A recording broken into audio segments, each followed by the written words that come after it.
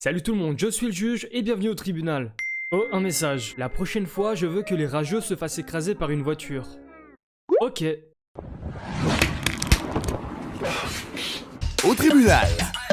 On a déjà atteint plus de 100 abonnés. Merci beaucoup à vous tous et merci énormément à ceux qui partagent mes vidéos. Et maintenant, j'ai un compte Twitter qui est TribunalYTB. Je vous tiendrai au courant par rapport aux prochaines vidéos, sachant que j'ai besoin de vous pour une vidéo très importante. Alors venez. Allez, viens. Regarde tout ce qu'on peut faire. Ah oui, prochaine vidéo critique sur un youtubeur vendredi à 14h. Pour cette vidéo, on va prendre l'exemple d'un youtubeur Fortnite. Mais avant d'être un youtubeur, il faut le devenir. Alors comment être connu ? Ça ne va pas vous choquer si je vous dis qu'il faut créer du contenu dynamique et intéressant. Il vous faut soigner votre image en utilisant de beaux logos, de belles bannières et de belles miniatures. Mais ça, vous le savez déjà. Avant tout, il faut comprendre l'algorithme de YouTube. Pour être mis en avant sur YouTube, il te faudra des vues, beaucoup de commentaires, de commenter votre pseudo Epic Game et aussi un bon watch time. Si tu sais pas ce que c'est, je vais te l'expliquer.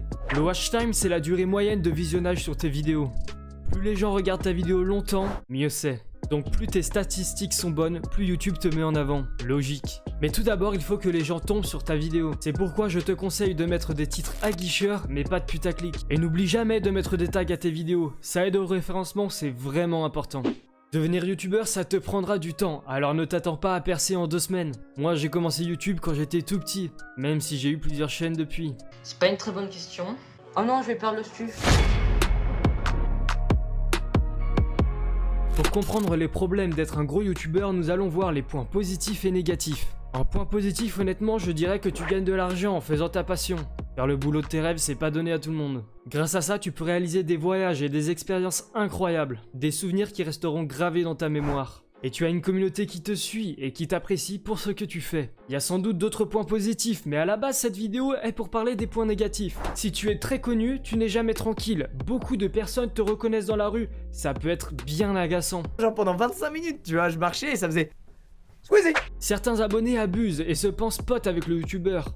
Mon adresse avait fuité sur internet. Il y a pas mal de gens parmi vous qui ont du mal à concevoir ça, mais il y a vraiment des gens qui viennent, qui sonnent, qui ressonnent, qui... Quand vous regardez votre youtubeur préféré, vous vous dites peut-être que ses vidéos sont bien, qu'il a l'air sympa et que c'est forcément une bonne personne dans la vie. Eh bien non. C'est un milieu où en fait, il y a énormément de jalousie, de médisance. Même les plus petits youtubeurs, c'est des chiens entre eux. C'est atroce. N'idéalisez pas les youtubeurs, ça s'appelle des influenceurs.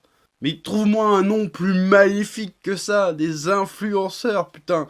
Le nom de YouTube peut être très corrosif. Je vous conseille d'écouter la musique de Seb, Tidium, qui en parle ouvertement sur un rap bien réfléchi. Salut, c'est Seb et c'est Valise. Je reviens du web et c'est malice. Je reviens du fond, je suis la lumière dans les abysses. Je dis ça pour ceux qui nous fantasment, j'ai peur pour ceux qui nous remplacent. Je fais confiance qu'à mon instinct, les réseaux sont pourris par l'ego. Tout le monde s'en branle de ta sous-vie. Me fais pas croire que t'as confiance en toi quand tu mets des photos de ton sourire. Le dernier point que je voudrais aborder, c'est le burn-out des youtubeurs. Oui, à force de vivre YouTube, penser YouTube, manger YouTube, YouTube te monte à la tête. Beaucoup de youtubeurs ont vécu des moments oppressants. Pour citer un exemple connu, il y a le burn-out de Sifano. 5 fois que j'essaie de la refaire et j'y arrive pas. Et en fait j'y arrive pas pour une raison simple, c'est que j'en ai pas envie.